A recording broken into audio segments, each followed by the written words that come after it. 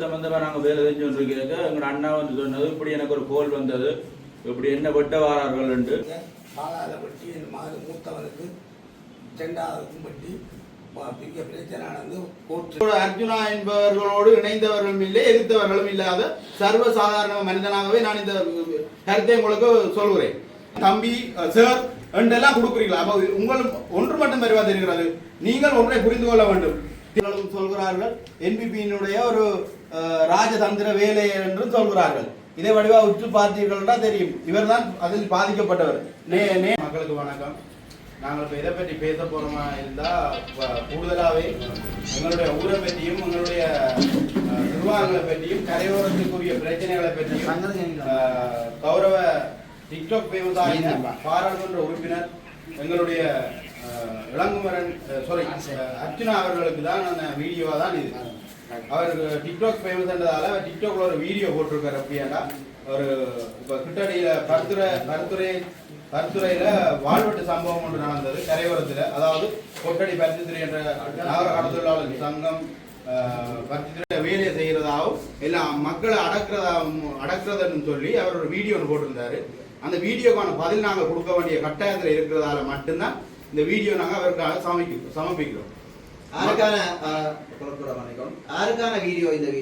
இந்த வீடியோ வந்து எங்களுக்கு கௌரவ பாராளுமன்ற உறுப்பினர் அர்ச்சுனா அவர்களுக்காகவும் மற்றது அவருக்கு வாக்களித்த மக்களுக்கும் விழிப்புணர்வை ஏற்படுத்தக்கூடிய அளவுக்கு தான் இந்த வீடியோ நாங்கள் சமர்ப்பிக்கிறோம். அதாவது ஒன்று அவர் விளங்கிக் கொள்ள வேணும், தேசிய மக்கள் கட்சி என்றது முன்னுக்கு வர்றதுக்கு 2 வருடத்துக்கு முன்பதாகவே நாங்கள் இந்த கடத்தொழில் சங்கமாகிய நாங்கள் இந்த கிளீன் ஸ்ரீலங்கா திட்டம் அவர்கள் செய்கிறதுக்கு முன்பதாகவே நாங்கள் இந்த எங்களுடைய கடத்தொழில் சங்கமானதை அமைப்புகளை கட்டுப்பாடாகவும் நல்ல முறைக்கும் இயங்கத்தக்கதாக மாற்றுவதற்கு வேலை திட்டங்களை செய்தோம். அதை அவர் முதலாவதாக அறிந்து கொள்ள வேண்டும். கரையோரம் சம்பந்தப்பட்ட விஷயங்களை பற்றின விளக்கங்களை அறியாதவர் தான் இந்த அர்ஜுனா என்பவர். வாக்களித்த மக்களை ஒரு மோடர் என்ற வகையிலே வாக்களித்த மக்கள் ஏன் இவருக்காக இந்த வாக்குகளை நாங்கள் கொடுத்தோம் என்று சிந்திக்கிற வகையிலே தான் அவருடைய செயற்பாடுகள் ஒன்றும் நடக்குது என்பதே எங்களுடைய கருத்தாக இருக்கிறது. ஏனென்றால் நீங்கள் பார்த்துக் கொள்ள வேண்டும், பாதிக்கப்பட்டவர் இவர். வாழ்வெட்டு சம்பவத்திலே பாதிக்கப்பட்டவர் இவர். 27-19 வரையான தையல்களை போடப்பட்டிருக்கு அவருடைய தலையில். அது மட்டுமல்ல, இன்னும் ஒருவர் பாதிக்கப்பட்டிருக்கிறார். அவருடைய துடை பின்பகுதியிலே 7 தொடக்கம் 10 தையல் வரைக்கும் போட்டிருக்கப்படுகிறது. அவ்வளவு பாரதூரமான செயற்பாடுகள் நடந்த இடத்திலேயே ஒரு பாராளுமன்ற உறுப்பினர் வேண்டும். கரையோர மக்கள் முந்தைய காலத்திலே நீங்கள் பார்த்துக் கொண்டிருப்பீர்கள், மூடர்கள் என்ற எண்ணத்திலே தான் உங்களுடைய செயற்பாடு. நீங்கள் சொல்லப்பட்ட கருத்து அவர்கள் மூடர்கள் என்ற எண்ணத்திலே தான் இருக்கிறதொழிய இப்போது நீங்கள் சிந்திக்க வேண்டும், நாங்கள் மூடர்கள் ஒன்றும் இல்லை. நாங்கள் எங்களுடைய உயிரை கொடுத்து இந்த கடலிலே போய் தொழில் செய்து வருகிறோம். இரவு நேரங்களில் தனிமையிலேயே சுனாமி வந்து அடித்து இந்த இடங்களை சேதப்படுத்திய பின்பு நாங்கள் எங்களுடைய குடியேற்றங்கள் வேறு புற ஊர்களிலே எங்களுடைய குடியேற்றங்கள் உள்ளன. ஆனால் நாங்கள் சிறிய போதை, அதாவது கஞ்சா போதை வஸ்துகள் பாவித்து அதுகளை ஏற்றுமதி இறக்குமதி கடலில் இருந்து எங்களுடைய கரைக்கு கொண்டு வந்த நபர்கள்லாம் எங்களை வெறுட்டத்தக்கவும் இந்த பருத்தித்துறை என்ற இந்த பிரதேசத்தை நாசப்படுத்தவும் எல்லோரும் சேர்ந்து இயங்குகிறார்கள். அப்படியான விஷயங்களை நாங்கள் தடுப்பதற்காக எங்களுடைய கூட்டமானதை நாங்கள் முடிவு செய்து மிகப்பெரியவர்கள், அதாவது பாரம்பரியமாக இந்த இடத்திலே வாழ்ந்தவர்கள் கூட நீங்கள் கேட்டு பார்த்தீங்களா இருந்தா இந்த ஊர் எப்படி இருந்தது, இந்த கொட்டடி என்பது இதற்கு முன்பதாக எப்படி இருந்தது, 2 வருஷத்துக்கு பின்பு எப்படியாக நாங்கள் மாற்றியிருக்கிறோம் என்றதை நீங்கள் அறிந்து கொள்ள முடியும். அதாவது நீங்கள் அதையும் நீங்கள் நேரடியாக வந்திருந்தால் தான் அதையும் நீங்கள் அதை விட்டுட்டு நீங்கள் ஒரு சில தொலைபேசி நம்பர்களை நீங்கள் கேட்டுக்கொண்டு நீங்கள் கொடுக்கிற பதில் இது வந்து ஒரு பாராளுமன்ற உறுப்பினருக்கு நீங்கள் தகுதியற்றவர்களாக இருக்கிறீர்கள் என்பதே எங்களுடைய கருத்தாக இருக்கிறது. அதாவது நீங்கள் ஒன்றை புரிந்து கொள்ள வேண்டும், நீங்கள் எதற்கு நீங்கள் ஸ்பெஷலிஸ்டா இருக்கிறீர்களோ அதனுடைய வேலை திட்டங்களும் அதனுடைய எண்ணப்பாடுகளாகவே நீங்கள் வேலை செய்கிறீர்கள். அதை நாங்கள் எங்களுடைய மக்களும் சார்பில் நான் என்னுடைய கருத்தை வெளியிட்ட காரணத்தினால் நான் தனிப்பட இந்த கருத்தை உங்களுக்கு வெளிப்படுறேன். நீங்கள் எதற்கு ஸ்பெஷலிஸ்டோ அதனுடைய எண்ணப்பாட்டு கருத்துப்பாடு மாதிரியே நீங்கள் எல்லா சிஸ்டமாக செய்யப்படுறீர்கள். உங்களை பற்றிய ஒரு குற்றச்சாட்டு வந்ததாக நீங்கள் கூறியிருக்கிறீர்கள்.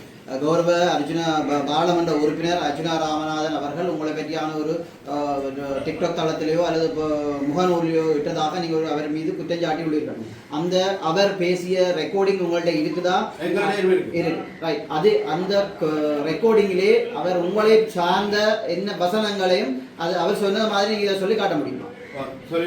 அவர் சொல்லியிருக்கிறார், இந்த அந்த அவருடைய வீடியோவில் சொல்லியிருக்கிறார். அப்படியா இருந்தால் ஒரு சிலப்பட்ட 2 தரப்பட்ட கடத்தொழிலாளர் சங்கங்களுக்குள்ள நடக்கப்பட்ட 2 பகுதிக்குள்ள ஒரு பிரச்சனையானதை இவர்கள் அரசியல் ரீதியாக கொண்டு செல்கிறார்கள். அதாவது அரசியல் ரீதியாக அரசியல் அடாவடித்தனம் என்ற வகையில் தாடி வைத்தவர் வெள்ளை தாடிக்காரர் எப்படி அரசியல் நடத்தினாரோ அதே போலவே நாங்கள் அரசியல் நடத்துகிறோம் என்று இவர் ஆணித்தனமாக சொல்கிறார். அதற்கு நாங்கள் எந்த காலம் இடமளிக்க போவதில்லை. இவர் சொல்வது நாங்கள் கட்டணமாக எதிர்த்து நிற்கிறோம். ஏனென்றால் நாங்கள் அடாவடியில் என்னுடைய அன்பின் கதையினாலும் நான் வேதாகமத்தை படித்த ஒரு ஞானி என்பதனாலே நான் இந்த ஊரையும் இந்த தேசத்தையும் நான் கட்டியெழுப்புவதற்காக சரியான பாடுபடுகிறேன். என்னுடைய காலம், என்னுடைய நேரம், எத்தனையோ பேர் எத்தனையோ தொழில்கள் செய்ய நான் மட்டும் என்னுடைய காலம், நேரம், மீட்டிங் எல்லாத்தையும் விட்டு இங்கே வந்து எங்களுடைய ஊர் நல்லா சிறப்பாக வேலை செய்ய வேண்டும் என்றதற்காகவே நான் இந்த வேலை திட்டங்களை செய்து கொண்டு வந்திருக்கிறேன். நீங்கள் இப்போது வந்த தேசிய மக்கள் சக்தியானது கிளீன் ஸ்ரீலங்கா என்ற திட்டம் கொண்டு வந்த போது அந்த கிளீன் ஸ்ரீலங்கா திட்டத்துக்குள்ளே இந்த வாழ்வெட்டு சம்பவங்கள் இடம்பெற்ற இடத்திலே அது மிக மிக பாரதூரமாகவும் கடினமாகவும் இனிமேல் பட்டு இந்த வாழ்வெட்டு சம்பவங்கள் இடம்பெறக்கூடாது என்ற நடவடிக்கையிலே தான் இந்த வேலை திட்டம் நடக்கிறதோடைய நீங்கள் சொல்லும் அளவுக்கு நாங்கள் அரசியல் ரீதியாகவோ அல்லது இந்த கௌரவ பாராளுமன்ற உறுப்பினர் எங்களுடைய அமைச்சராக செயற்பட்டு கொண்டிருக்கும் சிறப்பாக செயற்பட்டு கொண்டிருக்கும் எங்களுடைய கடத்தொழில் அமைச்சரானவர் உடனடியாக சம்பவ இடத்திற்கு விரைந்து வந்து அந்த மக்களை விசாரித்து மக்களுக்கான இவர்களால் பாதிக்கப்பட்டவர்கள் எத்தனையோ பேர் இருக்கிறார்கள். எங்களுடைய இடத்தில் நகையை பறிவு கொடுத்தவர்கள் எத்தனையோ பேர் இருக்கிறார்கள். போதை வஸ்துனாலே மோதல்கள் மூலம் வந்து சிறு பெரியவர்கள் கூட பாதிக்கப்பட்டிருக்கிறார்கள். அவர்களை கூட இவர்கள் விசாரிக்காமல் இவர் இப்படி ஒரு வார்த்தை வாழ்வெட்டு சம்பவத்திலே வாளால் தூக்கி வெட்டியவர்கள் எங்களுடைய ஊரை சேர்ந்தவர்கள் தான். ஆனால் அவர் போலீஸ் ரெக்கார்டை நீங்கள் பார்த்திருப்பீர்களா இருந்தால் அவர்களுக்கு எவ்வளவுக்குரிய போலீஸ் ரெக்கார்டிலே அவர்களுக்குரிய அவர் நடத்தின வாழ்வெட்டு சம்பவங்களும் சரி, போதை வஸ்தும் சரி, அவர் எதெல்லாம் செய்திருக்கிறார் என்றதை நீங்கள் அறிய வேண்டும். அறிய வேண்டின பிறகுதான் நீங்களோட வந்து இப்படியான சம்பவங்களை பற்றி கதைத்து பேச வேண்டும். உங்களை நான் சவால் விட்டு கொண்டிருக்கிறேன். நீங்கள் எங்களிடம் எங்களுடைய பாதிக்கப்பட்ட நபர்களிடமோ ஒரு கேஸ் ஏதும் போலீஸிலே ரெக்கார்டிலே ஒரு சண்டே கேஸோ இல்லது நீதிமன்றத்துக்கு அனுப்பப்பட்ட ஒரு பதிவு இருந்தால் கூட நீங்கள் சொல்லுங்கள். நாங்கள் உடனடியாக நாங்கள் சண்டைக்காரர்கள் என்ற லிஸ்டிலே நாங்கள் உடனடியாக சேர்க்கிறோம் என்று நாங்கள் சவால் விடுவோம் உங்களுக்கு. ஏனென்றால் இந்த ஊரிலே நாங்கள் ஒரு சின்ன நபர்கள் ஒரு இப்ப தரப்பட்ட இளைஞர்களாலேயே இந்த சம்பவம் இடம்பெறுகிறது. அதாவது நாங்கள் ஒரு எதிர்ப்பு எங்களுடைய ஊர் சட்டத்தின்படி நாங்கள் எதிர்த்து கதைக்க முடியாமல் இருக்கிறது. ஏனென்றால் இரவில் நாங்கள் தூரத்தில் இருந்து தொழில் செய்து வரும்போது ஆக்களை வைத்து, அதாவது போதை வஸ்து, கஞ்சா, போதை, உடு மற்றும் போதை பொருட்கள், போதை குடிசைகள் என அனைத்து பாவனையாளர்களும் விற்பனையாளர்களுமே இவர்களுக்கு துணை போகிறார்கள். அவர்களுடைய நெருக்கடி, நாங்கள் அந்த சங்கத்தின் கட்டுப்பாடுகளினால் நெருக்கடி கொடுக்கிறோம். அந்த நெருக்கடியினால் இவர்கள் உடனே வெளியிருக்கிற அவருடைய போதைக்கு பிசினஸ் உரியவர் அவருடைய பவரை பாவித்து வேற நிறைய ஆட்களுக்கு பணங்களை செலுத்தி எங்களை இடைமறித்து வழிமறித்து வெட்டி காயப்படுத்தி வாழ்வெட்டி பைக்குகளை எங்களுடைய மோட்டார் பைக்குகளை பறித்து எல்லாம் எங்களுக்கான சீரோளவு செய்கிறோம். நாங்கள் இந்த இலங்கைக்கானது நாங்கள் இரவிலே கஷ்டப்பட்டு எங்களுடைய உயிரை பணிய வைத்து நாங்கள் போய் கடலில் மீன் பிடித்து வந்தே இந்த இடத்திலே நாங்கள் இந்த இலங்கைக்கான பொருளாதாரத்தை மேம்படுத்துவதற்கான செயற்திட்டத்தை செய்கிறவர்கள் இந்த மீனவர்களுடைய பிரச்சனை பக்கத்தில் ஒரு கிராமத்திலே குறைந்தது ஒரு 20 தொடக்கம் 30 நாள் வரைக்கும் இந்த இப்படி ஒரு பிரச்சனை நடந்தது. பக்கத்து ஊரிலே வேற இடத்துல இருந்து வந்து வாள்களால் வெட்டுப்பட்டு சண்டைப்பட்டு அதை நான் அமைச்சருக்கு அறியப்படுத்தினேன். அது மட்டும் இல்ல, பக்கத்து இன்னும் ஒரு ஊர்ல நிர்வாக தலைவருக்கு கூட தாக்கி இருக்கிறார்கள். யார் தாக்கி இருக்கிறார்கள், யார் சண்டைக்காரர்கள் என்று பார்த்தால் இதற்கு பின்னணியாக இருப்பவர்கள் போதவஸ்து பாவனையாளர்கள், விற்பனையாளர்கள், ஏற்றுமதியாளர் தான் இதற்கு. அப்ப அதை நாங்கள் எதிர்த்து நிற்கும் போது இவர் அரசாங்கத்தோடு சேர்ந்து இவர் பயணித்து இந்த பருத்தித்துறையை கிளீன் பண்ற ஒரு வேலை திட்டங்களை செய்கிறார். இவர் சமுதாய என்னுடைய சர்வதேச சமுதாய பணி என்ற சர்வதேச சமுதாய பணி அவார்டு நான் எடுத்திருக்கிறேன். 40 வருடங்களுக்கு பிறகு இங்கே கொடுத்திருக்கிறார்கள். எனக்கு வவுனியாலே அது கிடைத்திருக்கிறது, சும்மா கிடைக்கவில்லை. நான் ஒரு சமுதாய பணி செய்தபடியினால் தான் எனக்கு கிடைத்தது. அந்த சமுதாய பணி ஒரு மனிதரை பார்த்து நீங்கள் இப்படியான வார்த்தை விட்டதே முதலாவது உங்களுடைய தவறை நாங்கள் சுட்டி காட்ட வேண்டும். அதற்காகவே நாம் இந்த வீடியோ உங்களுக்கு சமர்ப்பிக்கிறோம். அதாவது அர்ஜுனா அவர்களே ஒன்று கேட்டுக்கொள்கிறோம் உங்களை, நீங்கள் ஒரு தமிழனாக இருந்தால், நீங்கள் ஒரு தமிழர் தேசத்தை விரும்புவராக இருந்தால், முன்னைய போராளிகளை விரும்புவராக இருந்தால், நீங்கள் சரியான முறைக்கு உங்களுடைய எம்பி அதாவது பதவியை நீங்கள் காப்பாற்றிக் கொள்ளுங்கள். காப்பாற்றிக் கொண்டு மக்களுக்கான பிரச்சனைகளை தீருங்கள். தேசிய மக்கள் சக்தியானது அவர்களுடைய இடத்திலே சம்பவ இடத்திலே உடனே போய் அந்த பிரச்சனையை தீர்த்து அந்த இடத்திலே தீர்வுக்கான பதிலையோ இல்லாட்டி கால அவகாசங்களையோ கேட்டு மக்களை மதிக்கிறார்கள். கிட்டத்தட்ட பருத்தித்துறையை நீங்கள் எட்டி பார்த்தீங்கன்னா என்னுடைய அனுபவத்துக்கு சொல்கிறேன். தோழர் எங்களுடைய அமைச்சர் கௌரவ அமைச்சர் ராமலிங்கம் சந்திரசேகரம் அவர்கள் சம்பவ இடத்துல 11 தேரம் இந்த பருத்தித்துறைக்கு பிறகு 2 மாத காலத்துக்குள்ளேயே 11 தேரம் இந்த இடத்துக்கு பிரவேசித்திருக்கிறார். உடனுடனே பிரச்சனைகளுக்கான கால அவகாசம் கேட்டும் உடனே அந்த பிரச்சனைகளை தீர்க்கிறதுக்குமானது. நீங்கள் வீட்டுக்குள்ளே கோட் சூட்டை போட்டு வீட்டுக்குள்ளே இருந்து டிக்டாக் போட்டு வீடியோ போட்டு மற்றவர்களை அசிங்கப்படுத்தாரு, தமிழர்களை அசிங்கப்படுத்தாரு. உங்களுடைய தெற்கில் இருந்து வந்த உங்களுடைய பழக்க வழக்கங்களை மாற்றிக்கொள்ளுங்கள். நீங்க மாற்றிக்கொள்ள விட்டால் நாங்கள் மக்களா புரட்சி செய்ய வேண்டி வரும். நீங்கள் இப்போது ஒரு நல்ல அரசாங்கம் வந்திருக்கிறது. அந்த அரசாங்கத்தோடு சேர்ந்து நீங்க உங்களுடைய சில வீடியோக்கள் நாங்கள் பார்க்கிறோம். நீங்க இப்ப கதைத்த வீடியோக்கள் பார்க்கிறோம். ஒன்று மட்டும் வடிவா தெரிகிறது, நீங்கள் தேசிய மக்கள் சக்திக்குள்ளே இருந்து வேலை செய்ய போறதுக்காக நீங்கள் திட்டமிடுகிறீர்கள். நான் தான் தேசிய மக்கள் சக்தி, நான் அவரோட கதைக்கிறேன். அர்ஜுனா இளங்குமரன் அண்ணன், இளங்குமரன் தம்பி, ராமச்சந்திரம் கௌரவ பாராளுமன்ற உறுப்பினர் ராமச்சந்திரன் சந்திரசேகரம் அவர் அண்ணா, மற்றது டாக்டர் அவர் பேர் டாக்டர் அவர்கள் அண்ணன் தம்பி சார் என்றெல்லாம் கொடுக்குறீங்களா? அப்போ உங்களுக்கு ஒன்று மட்டும் தெரிவா தெரிகிறது, நீங்கள் ஒன்றை புரிந்து கொள்ள வேண்டும்.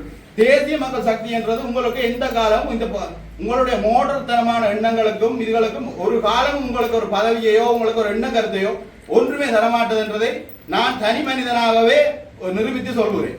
உங்களுக்கான அது இன்னும் ஒரு விஷயம் நான் சொல்லிக்கொள்ள ஆசைப்படுறேன்.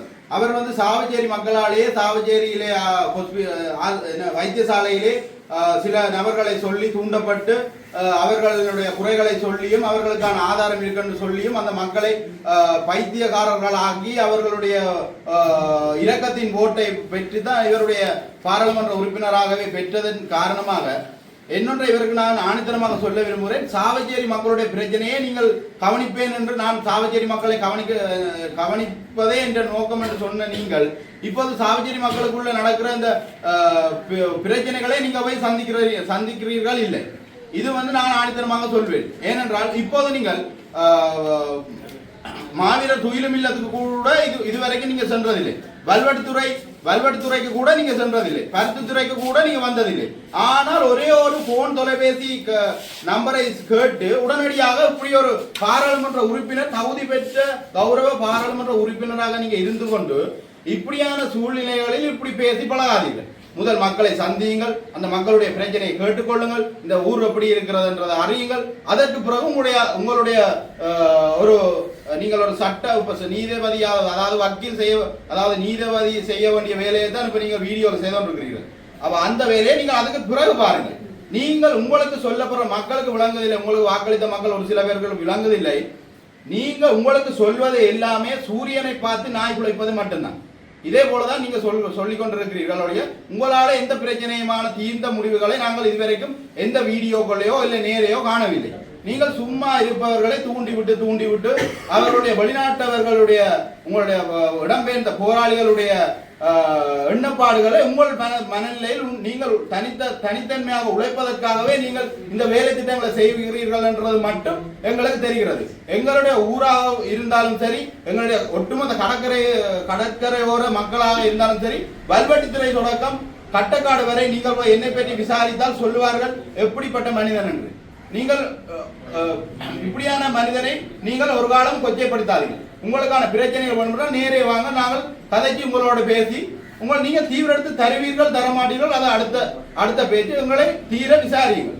அதை விட்டு ஒரு போன் கோலை வைத்து நீங்கள் முடிவெடுக்காதீர்கள். மற்ற இன்னும் ஒன்று சொல்லிக்கொள்ள விரும்புகிறேன், வாளை எடுத்து வெட்டுகிறவர்கள் மனிதர்கள் தான், அது நீங்கள் புரிந்து கொள்ள வேண்டும். அவருக்கும் அம்மா அப்பா அண்ணன் தம்பி எல்லா சகோதரர்களும் இருக்கும். அவர்களுக்கு தான் துணை போவார்கள். அதை நீங்கள் ஒன்று புரிந்து, நீதிமன்றத்துக்கு கொண்டு போய் அவர்களுக்கு தண்டனை பெறும் மட்டும் அவர்களே பின்னாலே வருவார்கள். ஏனென்றால் அவருடைய மனது ரீதியான பாசம் அன்பினால் அவர்கள் தங்களுடைய பிள்ளைகளை பாதுகாக்கத்தான் பார்ப்பார்கள். நீங்கள் ஒன்றை புரிந்து, இதுல 9 பேர் சம்பந்தப்பட்டிருக்கிறார்கள்.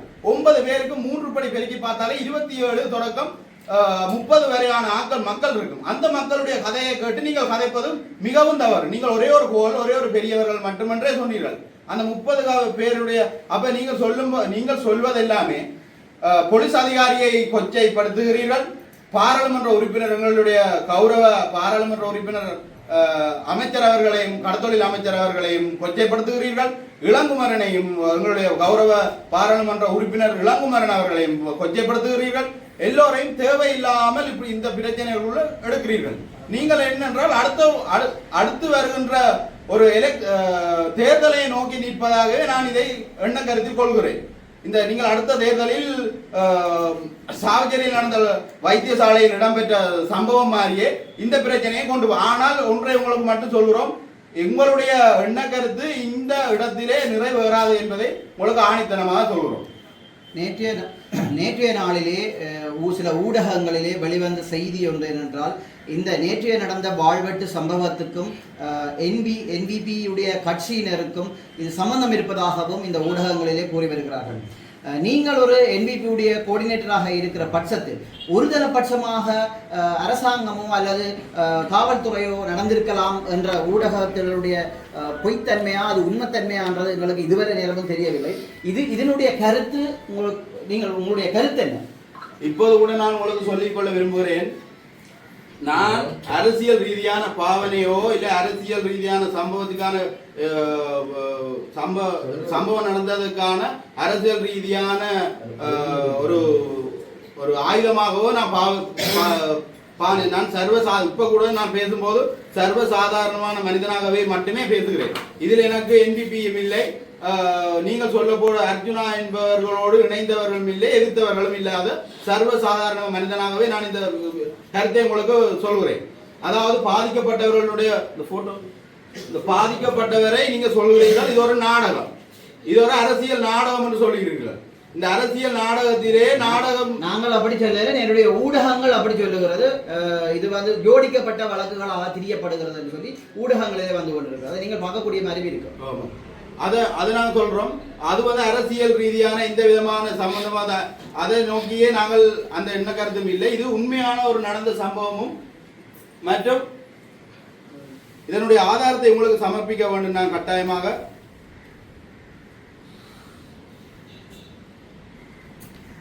இதை நன்றாக பாருங்கள்.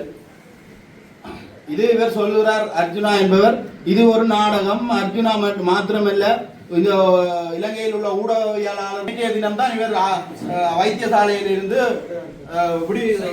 விடுவிக்கப்பட்டுள்ளார். என்னென்னா இந்த உங்கள் இருசாராருக்குமான இடையில எப்படி இந்த பிரச்சனை உருவாகினது, என்னத்திற்காக உருவாகினது, இதன் ஆரம்பம் என்ன, இதன் முடிவு என்ன, இதை கொஞ்சம் தெளிவாக சொல்லுங்க. இதனுடைய ஆரம்பம் எப்படி இருக்கும் என்று பார்த்தால், ஒரு சில நபர்களுக்கு நாங்கள் எங்களுடைய கட்சியில் போகிற ரீதியிலும் என்னுடைய வளர்ச்சியிலும் என்னுடைய இந்த சங்க கட்டுப்பாட்டிலும் அவர்களுடைய அதாவது போதை வஸ்து தன்மைகள், அவருடைய களவு சம்பந்தப்பட்ட பிரச்சனைகள், கடலில் சென்று நாங்கள் இந்த போதை வஸ்தான பிரச்சனைகளை நாங்கள் செயற்படாமல் போகுது என்றத ஒரு எண்ண கருத்து பெரிய பெரிய முதலைகள், அதாவது இந்த போதை வஸ்துக்கு சம்பந்தப்பட்ட முதலைகள் இவர்களை தூண்டிவிட்டே இந்த சம்பவம் இடம்பெற்றது.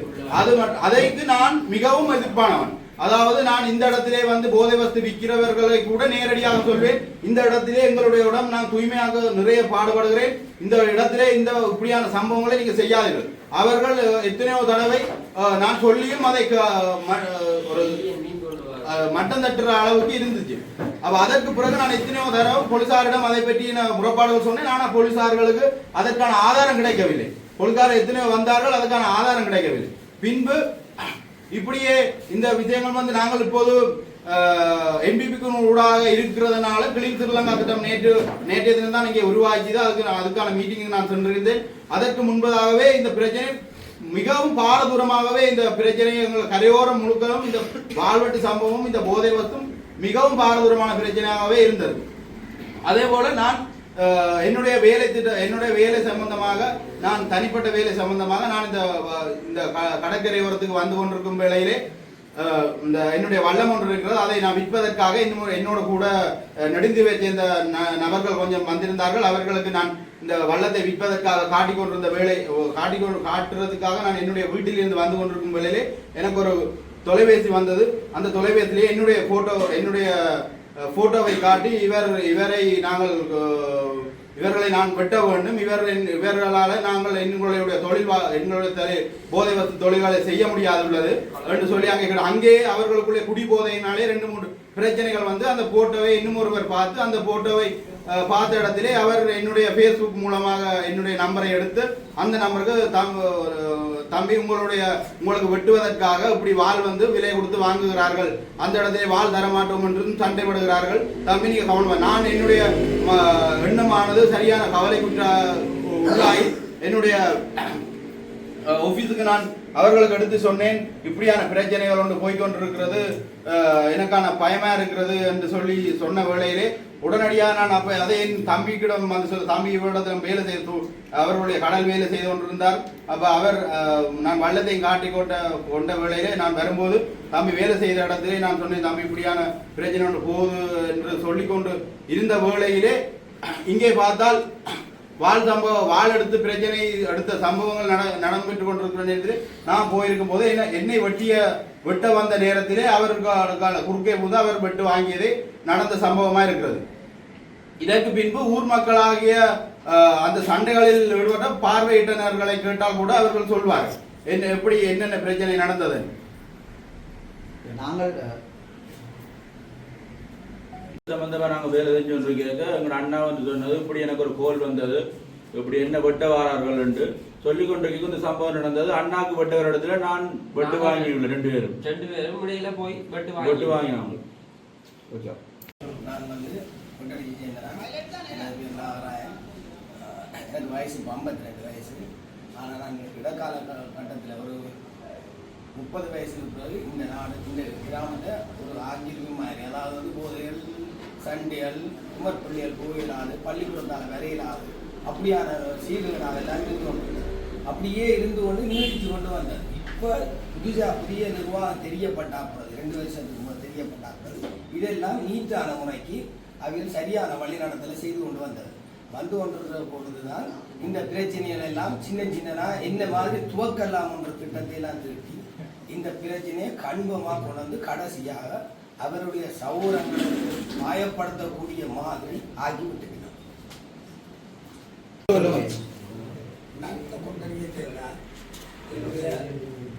எனக்கு சரியாக 63 வயசு. ஒரு சண்டை சூழ்நிலைக்கு போகாத நாங்கள் இவர்கள் முதலும் இப்படித்தாங்க ஒரு சண்டை வந்து பிடிச்சாங்க. பாலால பட்டி என் மகன் மூத்தவனுக்கு 2ஆவதுக்கும் பட்டி பெரிய பிரச்சனை நடந்து கோர்ட்டில் இப்போ வழக்கு நடந்து கொண்டு இருக்கு. இன்றைக்கு முதலே வழக்கு இருக்கு. வந்த ஆட்கள் ஒரு 30-32 பேர் கூடி வந்தாங்க. எல்லாம் பொறியெல்லாம் வந்தது வட்டி என்னுடைய தொண்டையை பிடிச்சி என்னுடைய மனுஷைக்கு அடித்து எவ்வளோ பிரச்சனை நடந்துதான் கடைசியாக வந்து நான் இங்கே ஒரு இடம் சொல்லி பொலிசிலாங்களுடைய கொடுத்துறான். அப்போ சங்கம் பெருசாக இயங்க இல்லை. இப்போ தான் சங்கம் சரியான ஒரு கட்டுப்பாட்டுக்கு வந்துருக்கு. அதை நாங்கள் வர வைக்க வேண்டிய விஷயம்.